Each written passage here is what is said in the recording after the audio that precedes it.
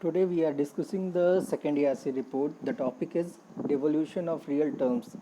The principles of subsidiarity and democratic decentralization cannot be operationalized by mere creation of elaborate structures and periodic elections. Devolution, to be real and meaningful, demands that local government should be effectively empowered to frame regulations, take decisions, and enforce their will within their legitimate sphere of actions. Such empowerment should be clearly and unambiguously defined by the Constitution and state legislature. Even legislated empowerment remains illusory unless public servants entrusted with the discharge of the responsibilities under the local government's sphere are fully and permanently under local government control, subject to protection of their service conditions. Only then is the responsibility of local government commensurate with the authority.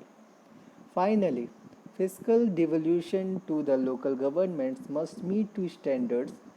The local government must be able to effectively fulfill its obligation.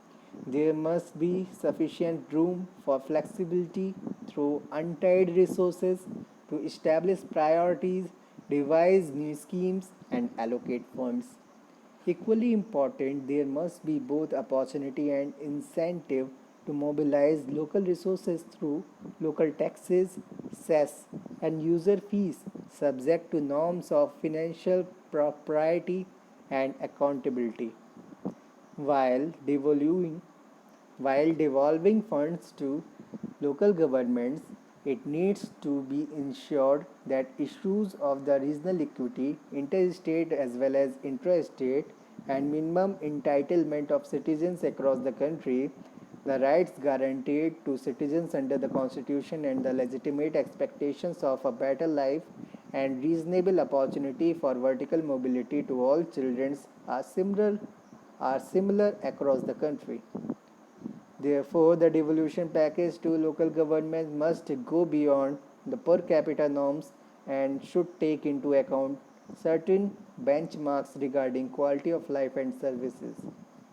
Equally important is the building of capacity of local governments to discharge their functions effectively, strengthening organizational and management capacity, constant training and human resource development activities, conversion of state agencies, conversion of state agencies into expert manpower pools providing guidance and support on demand, strong federations, pooling of resources, talent and management practices, ability to attract expertise available outside government to meet the growing need for high quality human resources in public management are some of the crucial challenges in enhancing the capabilities of local governments.